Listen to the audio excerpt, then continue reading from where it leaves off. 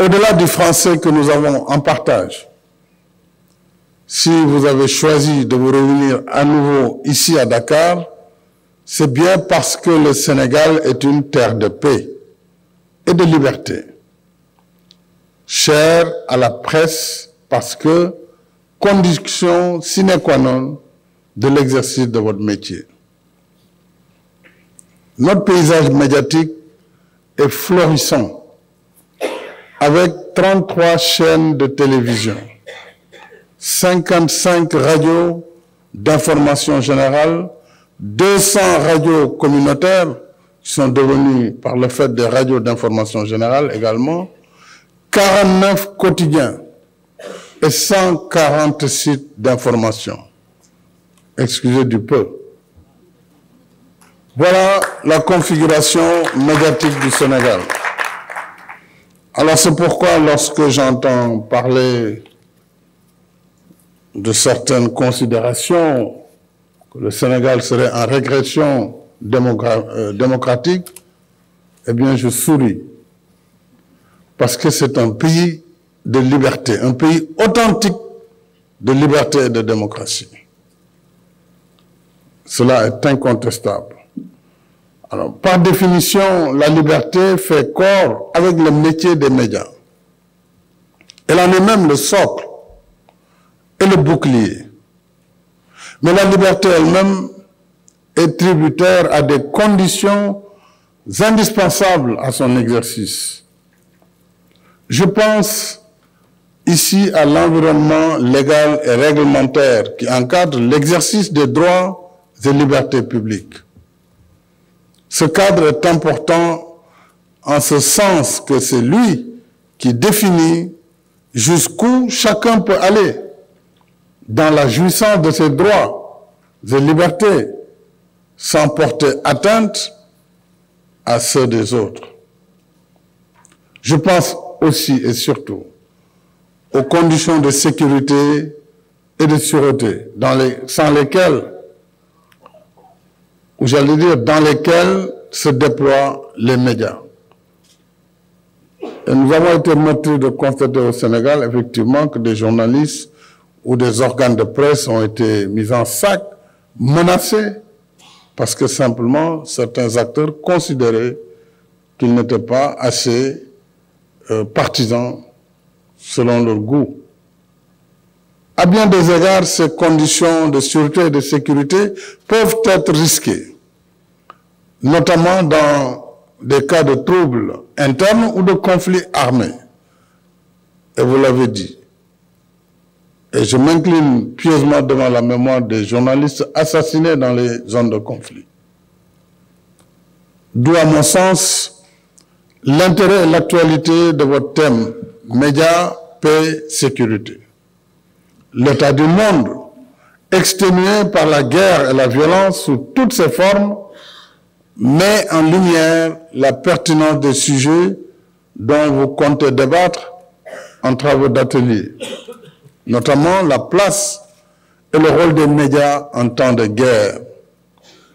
Les médias face à la désinformation et à la manipulation, la paix et la sécurité à l'heure des réseaux sociaux, la liberté de la presse et la responsabilité. En même temps qu'ils touchent à l'éthique et à la déontologie de votre métier, ces sujets renseignent sur les défis auxquels fait face aujourd'hui le monde médiatique. De toute évidence, le cours des choses a beaucoup changé dans votre profession.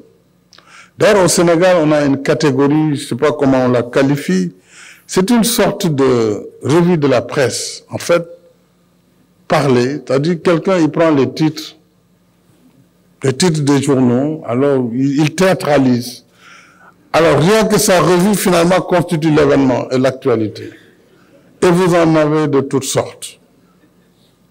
Et peut-être que les enseignants du CESTI, ceux qui forment les journalistes, doivent pouvoir théoriser ce nouveau apport. C'est tellement vrai que certains ont pu être élus. sont devenus des députés, des maires. Je ne les citerai pas parce que j'en ai des amis. Ce sont des jeunes frères. Chérif, je vous salue. Je ne vous avais pas vu. Mais c'est une catégorie journalistique nouvelle. Alors, il n'y a aucun fait. On prend des titres, on théâtralise tout le matin et ça fait l'actualité. Et l'opinion, le public est agressé à longueur de journée. C'est des faits qui n'ont aucune réalité. De toute évidence, comme je l'ai dit, le cours des choses a beaucoup changé dans la profession de journalisme, qu'il s'agisse de vos outils de travail, de la façon de vous informer vous-même et d'informer l'opinion, et du rapport de l'opinion publique avec l'information, entre autres mutations profondes. D'ailleurs, vous êtes en compétition avec tous ces éditeurs à partir du smartphone, gens qui sont des émetteurs de messages, de news, alors qu'ils n'ont aucune qualité pour le faire. Mais bon, c'est la liberté des mass médias, c'est la liberté des réseaux sociaux. Chacun émet, et donc cela rend difficile le travail des vrais professionnels. Pour autant, comme le veut la Charte de Munich de 1971, endossée plus tard par la Fédération internationale des journalistes, les règles d'éthique et de déontologie de la profession demeurent immuables.